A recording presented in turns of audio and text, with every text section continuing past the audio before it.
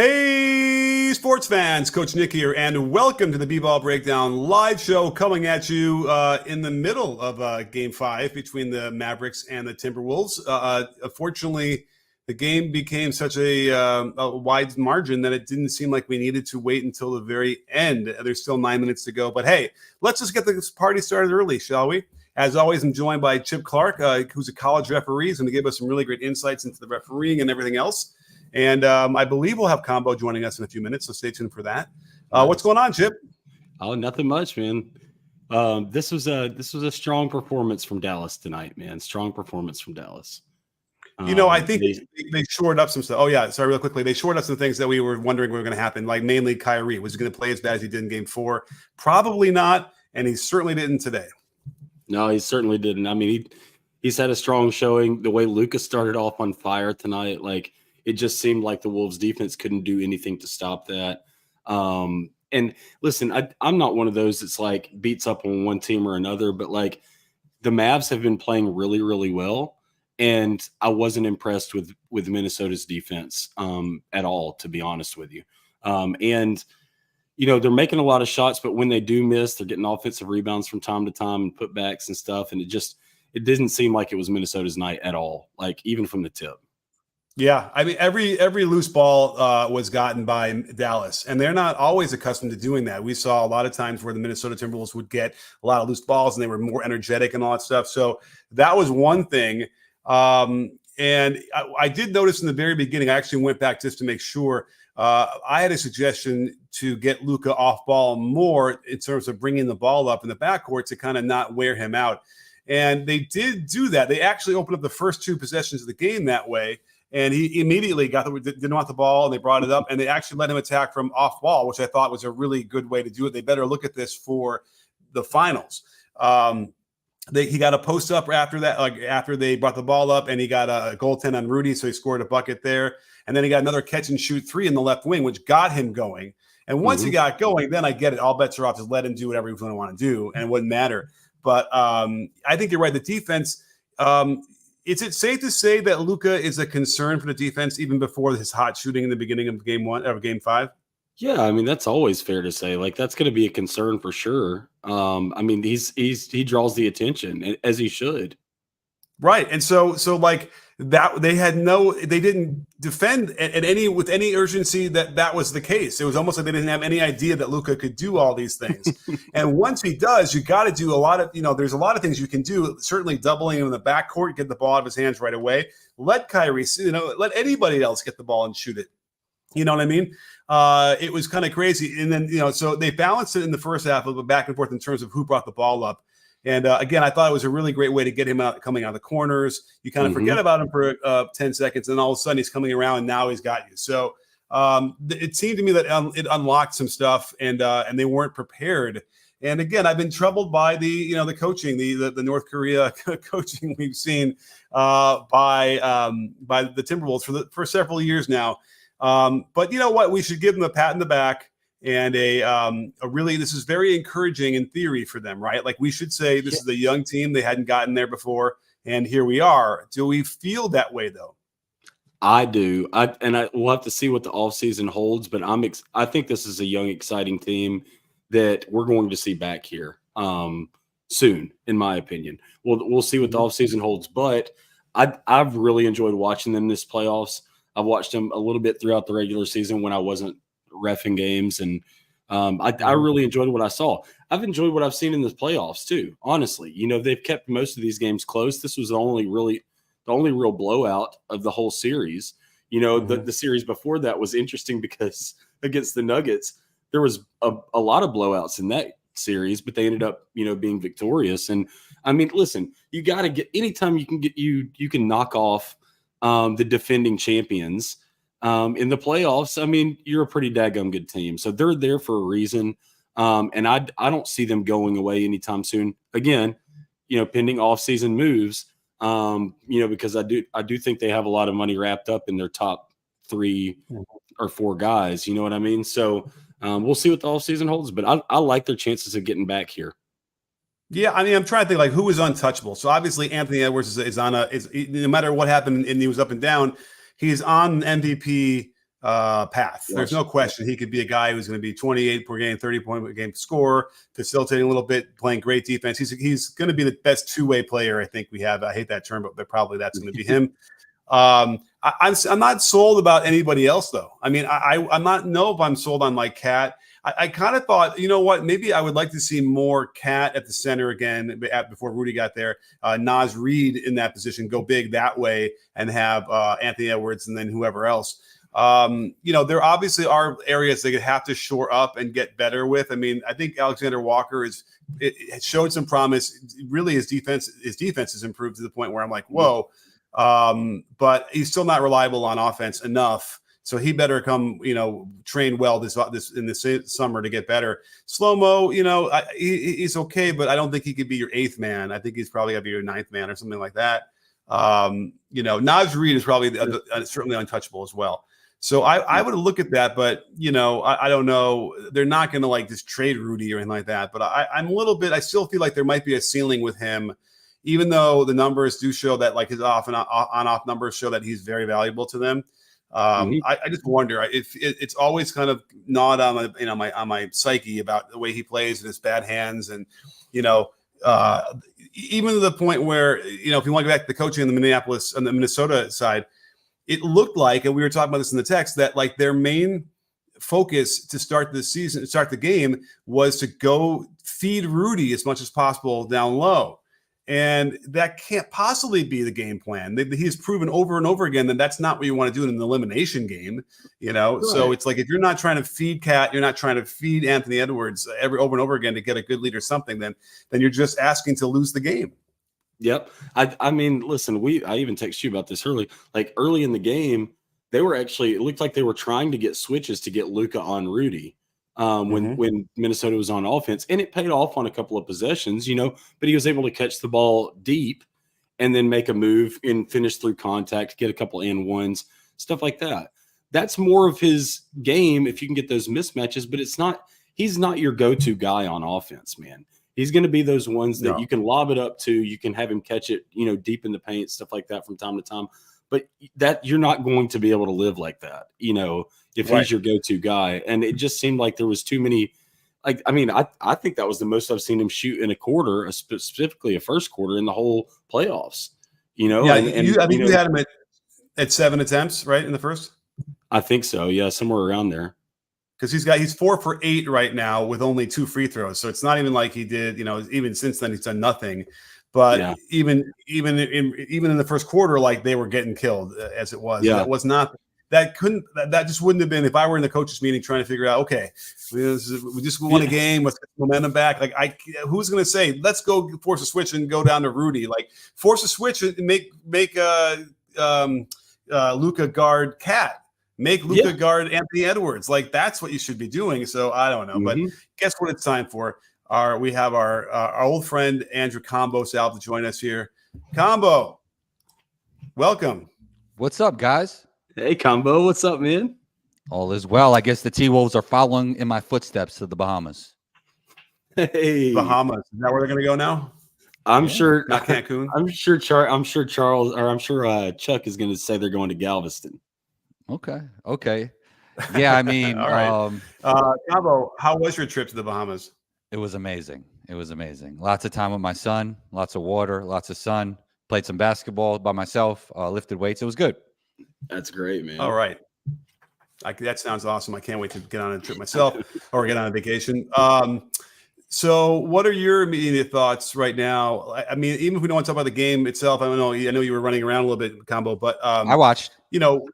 Okay, so I saw it. So what do you think? Like, does Minnesota, what kind of moves do you think that they need? Where do they need to upgrade? Oh, wow. That's interesting. Mike Conley. They need, I think, a younger guard. I like his game a lot, but Darius Garland would be a great fit there. And, I mean, I guess the question really comes down to, is there a ceiling with Rudy? I mean, I think there's different philosophies on that because even though he's a 4-time Defensive Player of the Year, is he versatile and switchable enough to play all the defenses you need to play in the modern NBA? Yes, all of that for sure. I respond so negatively to his offensive game that I kind of, the defense is whatever. I mean, defenses, there's a value, but obviously we've talked about this before. Like if you were really great offensively, then, and you're okay defensively, that's fine. Like defense isn't as impactful as offense is, right? I think we kind of made that clear in this kind of game, in the modern NBA game. And so it's like there is a limit, right, to that value. Now, again, you're going to see a dozen shots a game, a dozen plays a game where they don't shoot it because he's around, right? Whereas they might shoot it against normal people, normal centers, right? Like something like that. Maybe 10 times. Maybe actually it might be a lot. I don't even know. What do we think? Is it 10? Is it 8? Is it 12? How many? In terms of the number of times someone's going to be driving, like they're going to normally shoot it, but then because Rudy's nearby, they don't shoot it. Yeah, I mean, I think that's all good and well, though. But I mean, when he's playing against Jokic and Embiid, and nobody could stop them, he can't even slow them down at all. Not even a little bit in one-on-one matchups, even though he's great help side. And even with help side, with all these lob threats that the Mavs had, I mean, he was caught in a conundrum. I mean, you've seen Luka with easy floaters just because of the lob threats that they have. I mean, I don't think most defenses can handle that, but Rudy didn't even do a good job in that regard. And on top of that, what I just said, like he can't even slow down the league's best bigs. Right. And this is the best defense in the NBA, I think, right? Where they never won or up there. And they never seem to understand or have a better adjustment. Like the first play of the second half is a good example where they run a double ball screen with PJ Washington being the first screener. And then Kyrie back screens him for a lob and a dunk. And Rudy just like stuck, doesn't even know where to go. And they run it again the same exact second time down, the same exact play. And then instead of PJ Washington rolling to the hoop on the back screen, he goes to the corner and Luka just shoots the floater because, again, Rudy is stuck. It's just like there's just a lack of – and by the way, it is coaching. It is preparation. It is that stuff too, I think. But what do they would probably look at you and say, what's the difference? We were a number one team. We really knew what we were doing. They really could shut teams down. But it's not – there's always that crucible of like the playoffs. It's not good enough to shut down teams in the regular season. But let's get to I just saw this, our first super chat. Forgive me, I didn't see this until now, but Bron, best friend of the breakdown, godfather of the breakdown, so much, so thankful for you to always be here for our shows, Bron. Chip, is Luka by far the toughest player to ref? Bron, what's up, man? Thank you for the question.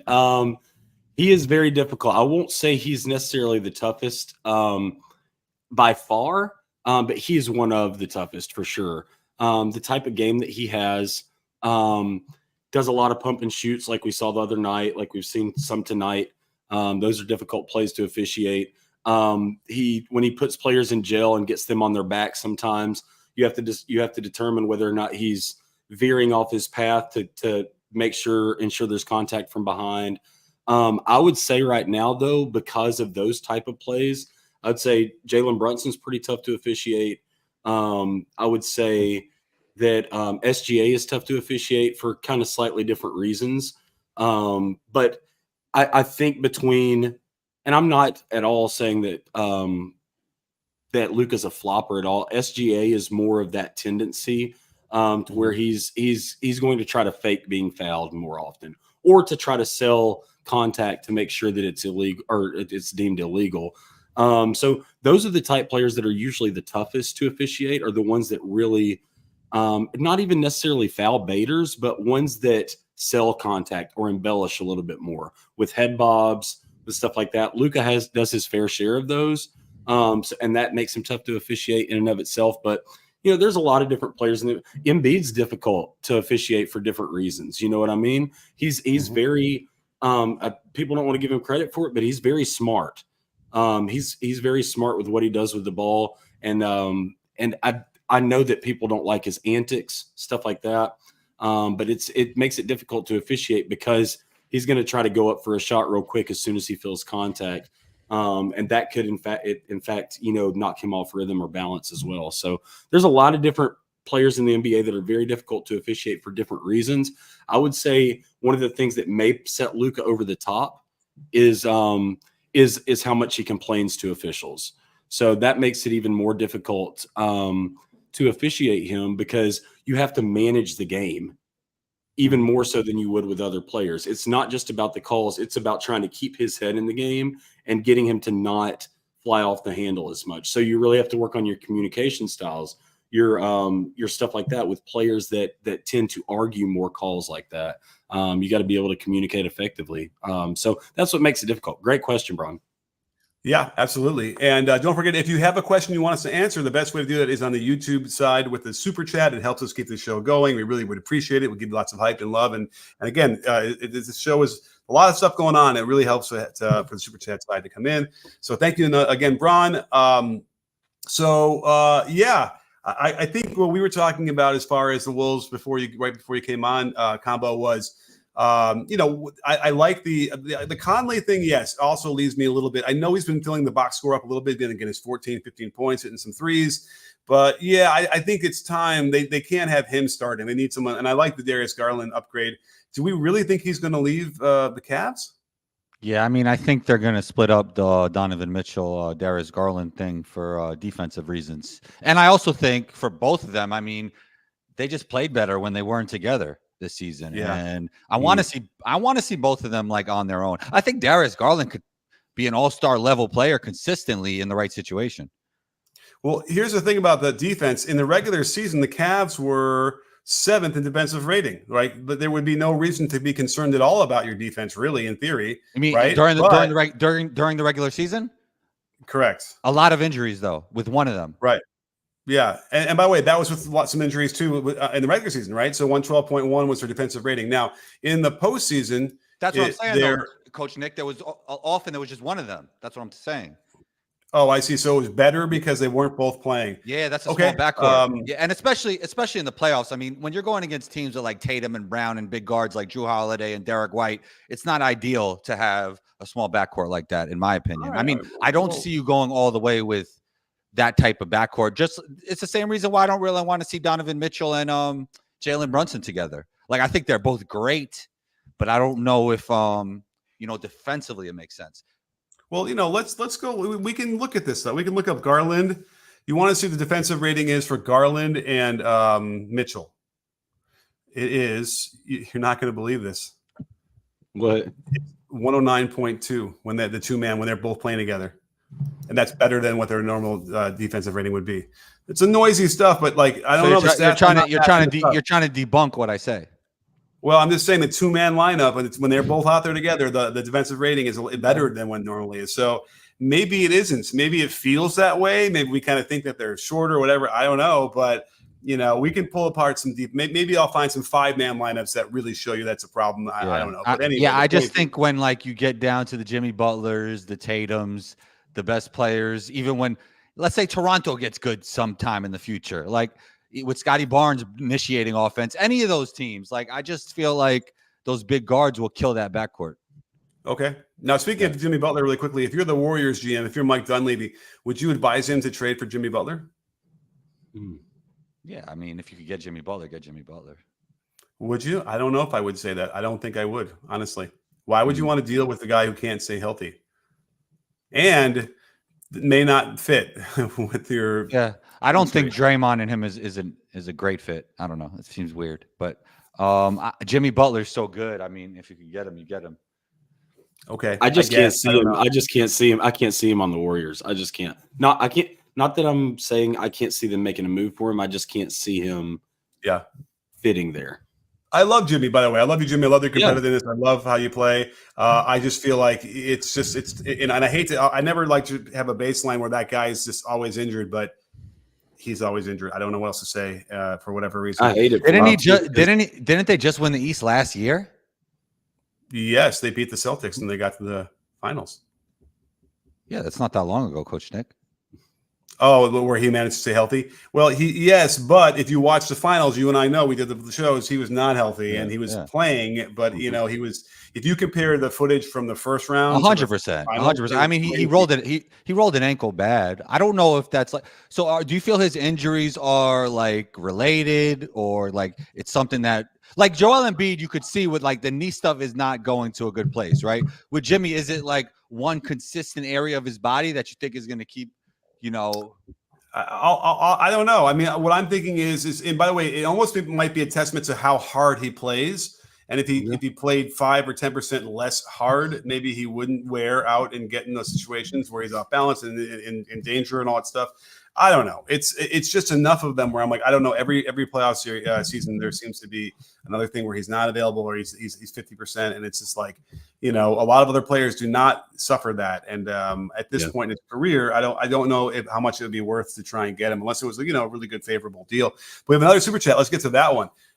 Jason Kelly, thank you so much, Jason. Really, really appreciate it. Love how Mikey Malone and some arrogant people in the media thought the Nuggets were the 2015 Warriors. Then they were the 2021 Bucks all along. Well, that's tough. So he's trying to say they're less of a dynasty. I mean, I guess it's a debate if the Warriors are a dynasty, but I think they are, or if they're just like one and done, like how people think the Bucks are now. But the Bucks might not be finished either, so we'll see. I don't know. The Bucks are probably. I mean, they need another upgrade, right? They're kind of getting. I think Middleton, by the way, another guy who's like can't really seem to stay healthy either at this point, and it's tough because he's really good.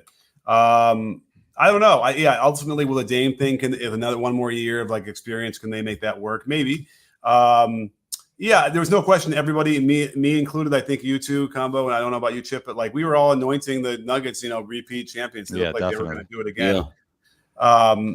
It's weird. It's right. It's just it fell apart for them. And again, it was a lot had to do with the Timberwolves. They really took it to them, right? They made him work. Now that said, they almost didn't hold on either, right? The Timberwolves had that 2-0 lead on the road and then lost 3 in a row. So I don't know. In my mind, the Nuggets are still right there, right? Maybe I guess only time will tell, right? Can they get Bruce Brown back? That would help. Yeah. Really, that was and it always happens, right? The Lakers let Caruso and Kuzma go, and that really hurt them. Those are the kind of guys they could have really used. The Bucks. What did the Bucks do after they won? Who went away? Oh, Grayson Allen, right? Grayson Allen left. Okay. Yeah. Everyone else is still there. I mean, Grayson Allen. Drew was last year. So after they won, Grayson Allen was one of the best shooters in the NBA this year, right? But was he on the Bucks when they won it? Is that right? I think so. Now I'm forgetting which Bucks team that was. Let me look. I mean, Drew. It was obviously Drew. It was Drew. It was Middleton. When the Bucks won in 21. Let's see here in the playoffs. Let's just go here. Let's see here the minutes played. So it was Middleton, Holiday, Giannis, PJ Tucker, Brook Lopez. He was not on the. Oh, he wasn't on the team. He was not on the team then. So I guess PJ Tucker. 30 minutes. Yeah. But I don't think losing PJ Tucker should just destroy your potential dynasty. But Dante DiVincenzo on that team. Oh no, he played only 3 games in the playoffs. Yeah, he was injured a lot. Yeah. I don't know. So anyway, Connaughton put in some big minutes that year. Yeah, he did. He played well. But they had a nice role for him where I feel like his role this year never really was solidified. So anyhow, good point, Jason. We'll see though. I think that the Nuggets have another run in them for sure. Yep. All right, we have another super chat from Brian Holiday. Thank you so much, Brian. Really, really appreciate it. Rudy's defense is good. Luka and Kai cook everybody. Rudy will be there long term. How can they improve their spacing? Ant looks like he is drowning. Yeah, well, you play slow-mo. That's not going to help your spacing. When you play, I mean, listen, Naz Reid spaces the floor great. Conley spaces the floor great. Like they have floor spacers, don't they? Who am I forgetting? Is Alexander Walker? I mean, not really. Rudy and slow-mo together. All you need is 2 cloggers, and it gets tough. That's true too. Yeah. McDaniels is theoretically a clogger, although he's been shooting really well for a while in the playoffs, and maybe that's a new thing for him. And he's actually going mid-range stuff and doing some drives. Like, I'm intrigued. Again, we talked about that last show. I'm intrigued by him. Does Ant provide gravity when he doesn't have the ball himself? Right. Yes, I think so. He provides people who are focused on him, like they're looking around and trying to find out where he is. Right. But there's no question they're not going to help one pass away off of him. He can still stroke it. So he provides it. So they have a lot of things. You know what I'm going to say, right? You know what the biggest problem is with the Timberwolves, right? What? The coaching. It's the coaching. I don't think this is the coaching staff that's going to get them to the next level. And we've seen that before too, right? We've seen coaches going to get them places and then they kind of figure that out. But hey, maybe they'll figure it out too. But so how do you feel about Mazzulla and Kidd? They're the two coaches coming up. Kidd, I feel terrific about Kidd. Something changed. Kidd is not the same coach he was in Brooklyn or in Milwaukee for sure. Wait, where else did he go after that? Experience. Is that it? Is it just Brooklyn, Milwaukee? I think so. Yeah, experience could help. And by the way, remember he was the smartest player on the floor the entire time he played in the NBA, right? And so that helps. But I suspect he might have gotten some assistance too. Maybe he did some different things there that have really helped. So I'm telling you, all of that is part of it. But yeah, I don't have any. I mean, I prepped that video. Maybe I'll finish it tomorrow. Who was the best coach of the conference finals? And it was Jason Kidd by far. Jason Kidd, yeah. Missoula, we're still up in the air about. Remember, listen, it's not fair. It's not fair to say, oh, well, they had an easy walk to the finals, but it is fair for the Celtics in particular. On this year, it was kind of easy. It's never easy to win a championship, obviously, but I mean, their path wasn't the most difficult one at the same time. Exactly. So we're going to find out finally in the finals what Missoula has learned and what he's got and what they can do. Oh, hey, there's Michael Finley back there. All right, that's good to see him. Michael Finley, as you know, played at Wisconsin when I was a manager. I saw him every day in practice. Oh yeah. And anyway, he's part of the Mavericks. And by the way, a player who was really, really, really good and is going to be probably like forgotten, or maybe already is forgotten, and it's really sad. The guy was a 24 point a game scorer for several years in a row, and really athletic and really crazy athlete and could shoot. I saw him do stuff in practice that was like Michael Jordan stuff, and I knew as soon as he got on the floor with four other pros, he'd be awesome, and that's what we saw. So, yeah, really, but and a great guy and just a real good teammate, and just it's too bad like he kind of got overshadowed at certain times and never got a chance to get enough shine. I think now, I wonder who he would be like. Who would Michael Finley be like now? Oh, the guy, the kid from Anthony New Orleans. Edwards. No, the kid from New Orleans you like. Who? Not Trey Murphy. Yeah, Trey Murphy. Okay. I mean, Michael Finley was 3-and-D, right? No, Michael Finley could put the ball. He was mid range. He had a bit of the MJ game. He would work in the mid range. They didn't shoot threes back then enough. But he I remember him being in the corner a little bit. Yeah, I think especially by the end, like with the Spurs. But he would be on the ball and he would score like Anthony Edwards, believe it or not. It was kind of like that. Let me see if he shot any threes. I don't think they shot many. I bet you shot two. You're trying to debunk everything I'm saying today, Coach. With all this. I'm not. Hey, listen, it's all love. Let's see. He shot. Actually, you know what? He shot about 38% from his career. No debunking right now. No debunking. Combo was right. There we go. Anyway, listen. Well, what are we gonna do? I'm still shell shocked by the game. I don't know what's happening here. Anyway, well, what else are we going to talk about? I mean, I don't know what else to say because. All right, we could preview the Celtics. We can preview, man. Let's do a preview. God darn it! My thing is I think the Celtics are the better basketball team, but the Mavericks are more dangerous. Is KP going to play? I just saw an AI thing where they're like still talking about is he going to be available or not? Does anybody know? I don't know. I see combo. Yeah, you're going through your hard drive. What does it say? Yeah, I mean, they said that there was a chance he was going to play in the finals, right? I mean, I keep thinking they were just holding him out. He would have been ready if they needed him, but whatever. But I don't know. I feel like we would have already had like he's cleared, he's ready, whatever. I mean, they keep that information close to the tuck, right? They're not going to let you know everything. So maybe not. I just worry about he's going to be rusty. So what is he going to be? One day ago, Missoula gives positive update on Porzingis' injury rehab. Okay, what did he say? I do not know. I do know he ramped it up on the court a little bit. Like I said, he's working really, really hard. There's been a couple of shoot-arounds. He hasn't done anything with the team, but it's been on a one-on-one setting, kind of ramping it up at the intensity level. Well, that's not good because you better be going 3-on-3, 4-on-4, whatever, with the bench guys to get going. I hope you don't jump into a game just doing some one-on-one work before. But anyhow, okay. And I've forgotten. I've kind of forgotten already. What have you done for me lately? I don't remember what Porzingis is like anymore after all this. He was really good during the regular season. He was really good during the regular season. He was great. So I don't think the Celtics can beat him if he's not playing at 80%. Oh, really? Okay. So let's say Porzingis doesn't play. You give the Celtics very little chance to win. I would pick the Mavericks. You wouldn't? Yeah, I think the Mavericks in 6. I'm gonna say Mavericks in 6, no matter Okay. what. Now, Right? if Is KP that does play and he's decent, If KP play, if KP was KP, like Yeah. I think it could be Celtics in 7. What about you, Chip? Yeah, I'm gonna say if they don't have KP for some reason, I'm going Dallas in 6. And then if they do have KP,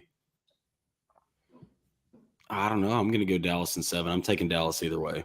I think I go the same way. Luka could win a championship at 25. That's pretty crazy. That's earlier than all the greats, right? Besides Magic. Probably.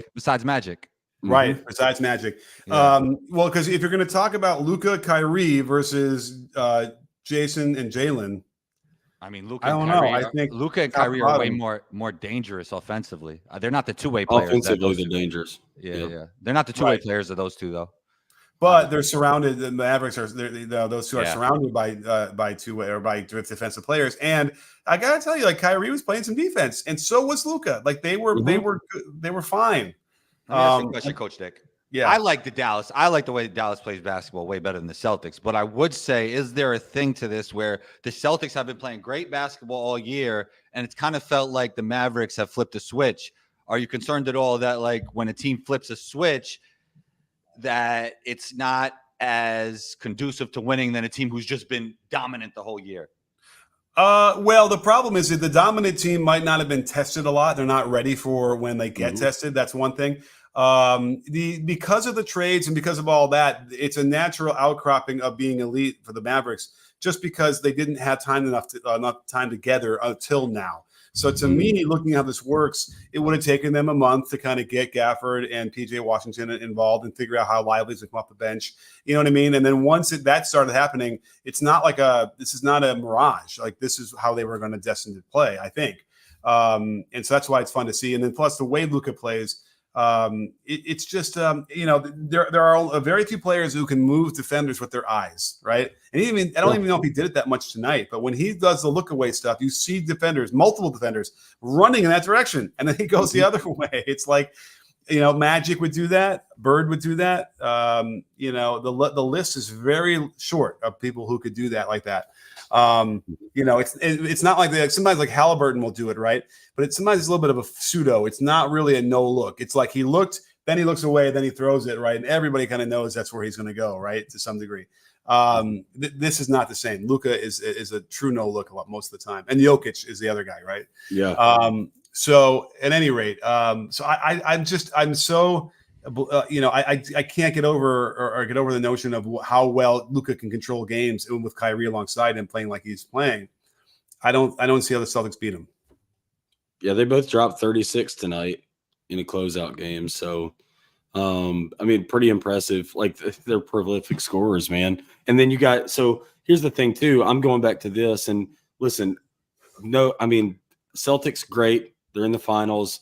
The way that they struggled with Indiana, kind of to put them away, and there was super close games despite Halliburton being on the floor. And kudos to Indiana for like really, giving them hell. But like, man, like that's something that I just can't see them like putting them away. I can't see them putting Dallas away. I can't see Dallas having a few off nights in a row where they could let the Celtics win. And like, here's the thing. I think either team could win it. I'm not saying the Celtics are not capable. I'm feeling Dallas on this one. Yeah, and there are moments when they struggled against inferior talent on the court, and that that's the most recent thing I have in my head. That's why it made me have some pause here. By the way, Taco Man has a great point about Bill Walton would do no look passes as well. Are you the Taco Man that has come to my house and made tacos? Because they're awesome. You are, so thank you. Love Taco Man. At any rate, So I think that's also part of it. It's like there just seems to be like I don't get the feeling that they're firing on all cylinders right now either. And again, without KP, it does change a lot of that, and they have to play some guys that don't normally play. And then also remember, Luke Cornett was out, didn't play the last couple games, and that hurt them, and they had to go deeper into their roster. So I imagine he'll be back, but they need KP if they have any hope. I think so too. Yeah. And they need him playing well, not just need him as a body on the floor. Yeah. I mean, think of the bench, like Dallas's bench versus like the Peyton Pritchard and Gosh, who else is coming off the bench for them? For Boston. For Boston. You know, I mean, Cornette is coming off the bench. Tillman doesn't get much burn. I know that. And you got gosh, it starts with an H. No, come on now. Well, I mean, oh man, what is his? Dang it, I just freaking lost track. Hauser. Yeah, Hauser.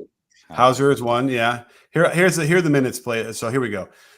It's Peyton Pritchard, Sam Hauser, Luke Cornette, Xavier Tillman. You know, that's not a great. O'Shea Brissett had to play a little bit. It's not a great bench, right? They don't get that deep compared to the Mavericks, who, you know, I would probably think, you know, Josh Green, Jaden Hardy are maybe a little more effective or are as effective, and then they got Kleba back. Exum is, you know, not much, and then Powell, no. So Lively's coming off. Lively's coming off the bench too. Give me Lively. So there's an Jaden Hardy's giving them minutes. Yeah, and you know what? Like, he's that guy, by the way, who they could ultimately develop into another. You know, you can't really say, I don't know if it's Kyrie-esque, but he's like an aggressive guard that like is doing that role. He's not always great at that, but like he's been figuring some things out, right, and getting to the basket. And not quite getting ahead of his skis and enough. It started out in the playoffs. I feel like he was getting in situations where he's taking some not great shots. But I got to tell you, he's been figuring some things out. And if they can develop him for in the next year, where he gets the confidence and the glow, like that, they're going to be. Then now we're going to talk about the Dallas Mavericks repeating as champions. He's like Cam Thomas with better feel and better attitude. You know what? That's actually a great call. He's a lot like that. Yeah. Now Cam Thomas is better now, right? Cam Thomas has had more opportunity. We don't know Jaden Hardy with the Nets, what he would look like. Who knows? Okay, fair enough. Fair enough. All right. Do we have another somebody mentioned this in the comments, but like seriously, I didn't think about it till now. Where's Hardaway Jr. been for Dallas? Jaden Hardy took his minutes. He took his minutes. Yeah, he did. Well, he was hurt and then he came back. But yeah. Well, you know what's funny is that THJ is actually guy also kudos to him, because I seen him really like cheering his teammates on the bench, like not even joking. Like he's had a really good attitude. That's a really great point. I don't think I realized that, but you know, it's hard to trust him sometimes. Like, and I talked about this before. There are ways to get the most out of Hardaway, but if you play him a little bit too long, there's times he's going to end up taking some bad shots, throw the ball away. And he had a really bad turnover at the end of a game, which I think was sort of the beginning of the end for. When was that? What's that? Oh, the turnover? He was making a pass to Luka on the right side, going to the left. Right. And I could see he threw it away, and maybe he missed the shot beforehand. And it might not even been. It might have been last round, but whatever it was like a couple of plays in a row where you're like, oh. And then I honestly feel like once if the coach starts to have doubts, then those minutes in the playoffs could dry up real quick. Brian Holiday's back again. Thank you so much, Brian. I really appreciate it. What would be your plan to slow down Luka if you are Boston's coach? Okay, it's an awesome question.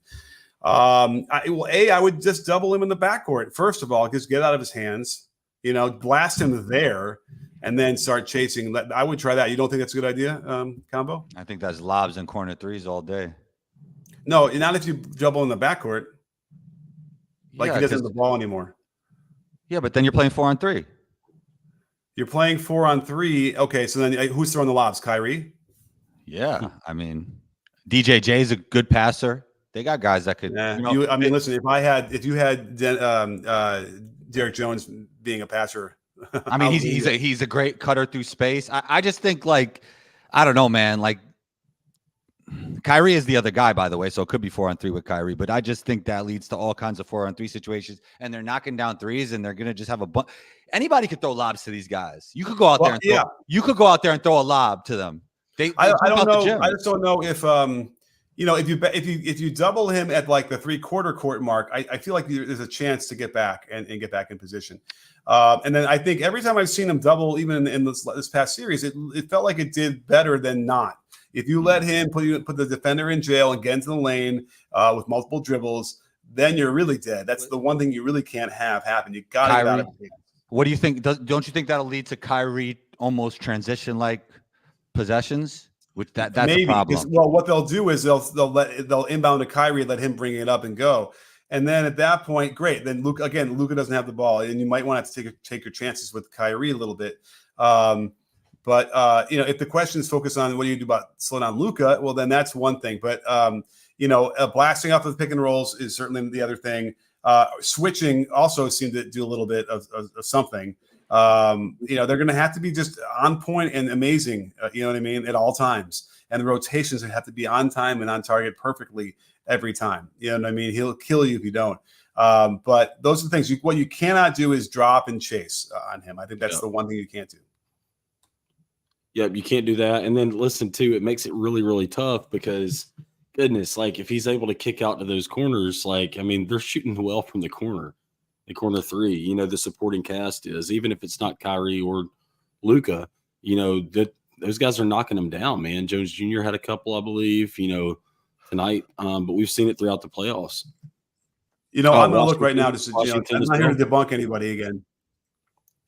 Oh, I'm going to look up the corner threes right now. On the Finley one, there was no debunking going on. He just shot threes. He was 3 and 3. I wasn't. I didn't mean to. I hope I didn't. Yeah, debunk me. But if you look at the shot, Washington hit. What happened? Oh, go ahead. Oh no, I was saying from corner threes tonight. I can't remember how many they made, but I think it's at least 4 or 5. But Jones Jr. I thought had at least 1 or 2. I know PJ Washington had at least 1. Okay. But they're getting those. It felt like in the first half, especially, those shots were falling from the supporting cast from 3. Like you felt like they were going to go in whenever they shot it.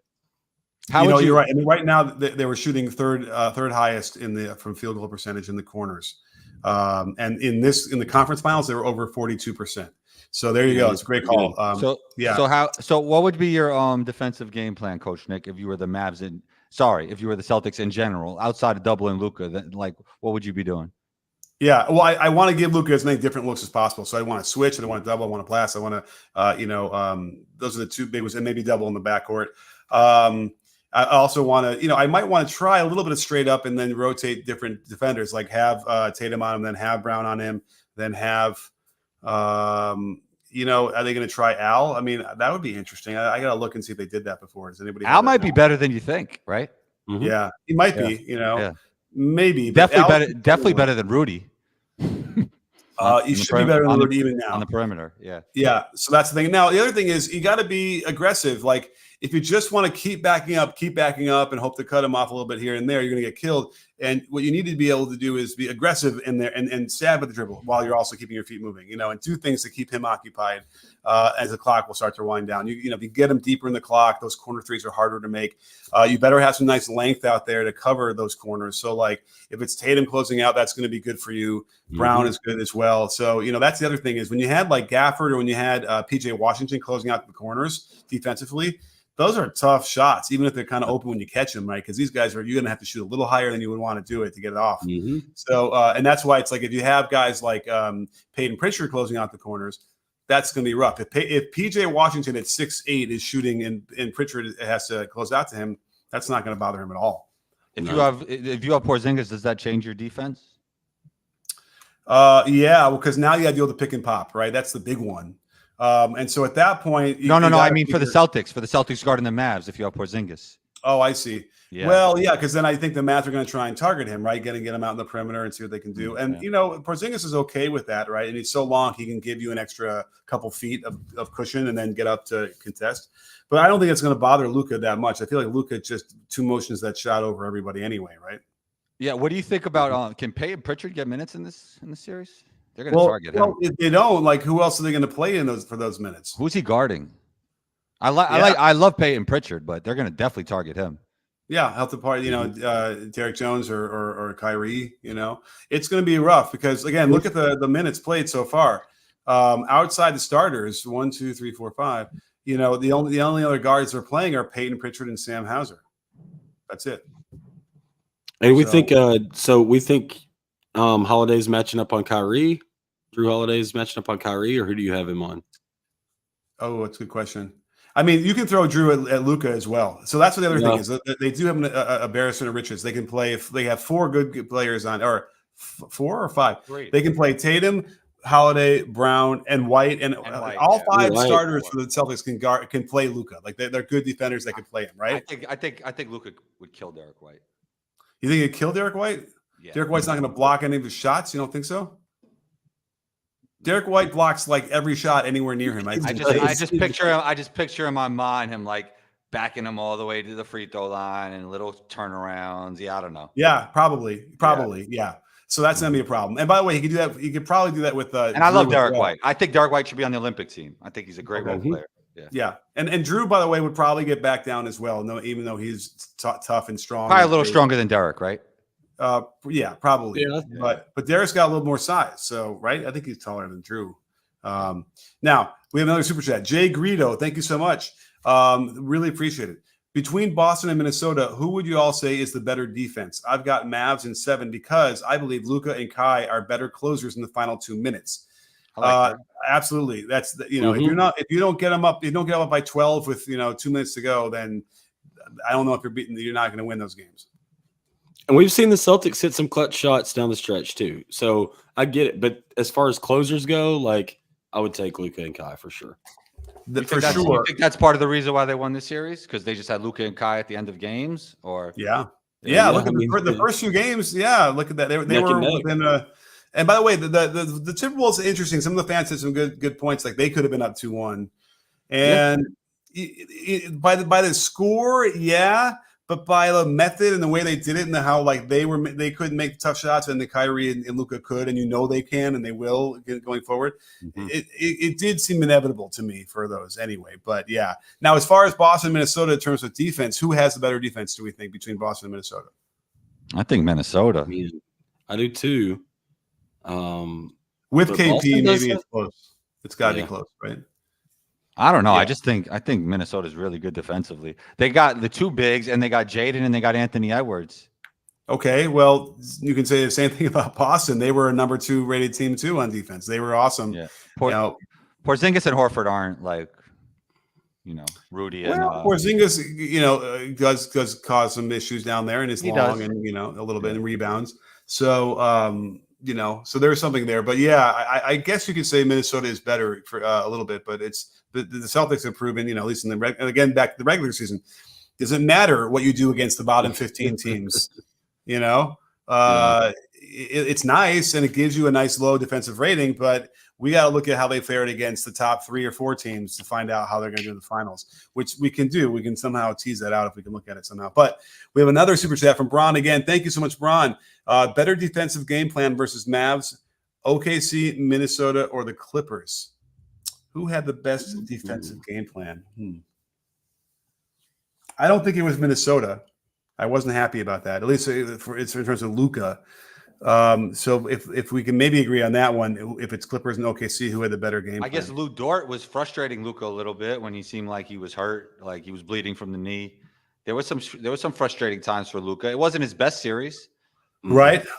Yeah. Chip, what do you think? Yeah.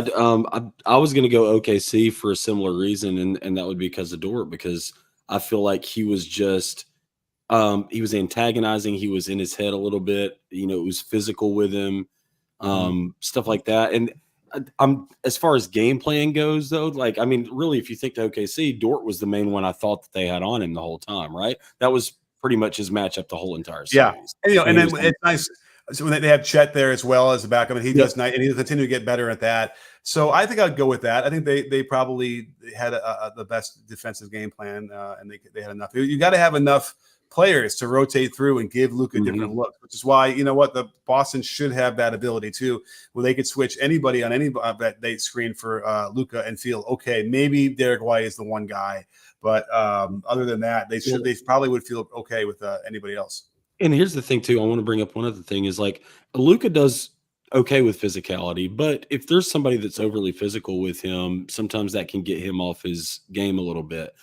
That's something that the Celtics, in my opinion, I don't think they can be that physical with him because they don't have that much depth, in my opinion, matchup wise. So I don't think they can be as physical with Luka or try to rattle him in that manner.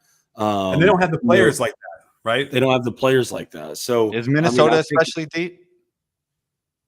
They have Naz Reid as a 6th man, which is obviously really great. Yeah, and Alexander Walker, gave him good minutes. Kyle Anderson, found a niche. I would think he's the guy they're going to want to upgrade as well. But I think the Celtics are just going to have to be smarter with how they like strategize to match up and get the matchups that they want, because I don't think physicality alone is going to be able to do it with Luka and if you're the Celtics. All right. Well, you know what? We'll wrap this up in a minute, but we got another super chat here from Module Cell. Thank you so much, Module. Respect to Luka and Kyrie. It was a mostly close series with the potential to go 7 games, but Minnesota lost their chance to stay alive so badly. SMH. They did. They came out laid an egg, and it happens. The young team, whatever it is, are not so young. Again, we can't really say they're that young because they got Conley and they got Gobert. Who else do they have? They have Cat's not that young anymore. Cat's not young. Yeah. So it's interesting. It was a bit of a head scratcher how poorly they did at home, and you know, like that is a head scratcher to me, though. Well, and so Cat plays terribly at home too. That's another one of those weird things. He played all right today. Him and Ant showed up today. Another 25-point game. Yeah. Okay, I guess. So. I mean, but yeah, I mean, I think there's a mental hurdle you have to be able to get over to have success in the conference finals as a team, even. And, and I just wonder, I don't know if they're going to be able to get there or not. That's a tough one, but we shall see. But I don't know. I think it's time. I'm going to go eat some dinner. Nice. Have a good dinner, Coach Nick. But I'm looking forward to a few days off, right? When's the finals game one? The 6th. What day is the 6th? I think it's the 6th, right? So let's see. Is it Tuesday? Is it what? Here's a Google calendar. The 6th is a Thursday. So we have a week. We got to go. We got to go live before then. Oh, we'll go live on a Monday, right? Anyway, like we normally do, right? Let's go Monday. So we'll do that, and maybe we'll squeeze another one in there if we need to. But man, I'm looking forward to a few days off, get myself rejuvenated a little bit, get in the pool, do some laps. I don't know, something. I'm going to a music festival this weekend, fellas. It's coming. You are? Yeah. You are? Oh, congrats! Nice. Yeah, in the Panhandle. Chip. I think you subscribe to both kinds of music, country and western. Country and western. Do anybody know what that's a reference music fan. No, Combo, you definitely don't know the movie. Do you know the movie I'm referencing, Chip? No. No. Help me out. So in the Blues Brothers, which is a Blues Brothers, yeah. They show up Belushi, at a right? bar. Yeah, John Belushi and Dan Aykroyd. They show up at a bar to where it says there's this thing that says the good old boys are playing. So they figured we're the good old boys, and they're dressed like a blues band. And they say, well, what kind of music do you play here? And the lady goes, we play both kinds, country and western. And so they end up playing the theme of Rawhide all night long, and then they leave, and then the real band shows up ready to play, and anyway, hilarity. It is. So I imagine you're seeing is this a country music festival? Yeah, it's a country music festival. There's a lot of artists. It's a 4-day festival, so it's gonna be fun, man. Love it. Enjoy. And we'll get back as soon as we can. And everybody, please be safe over the weekend and have a good time and rest up. And we'll get right back for the finals. Awesome, man. Thank you, guys, man. Looking forward to next week. For sure. And don't forget, sports fans, at B-Ball Breakdown, we're not a channel. We're a conversation. You win,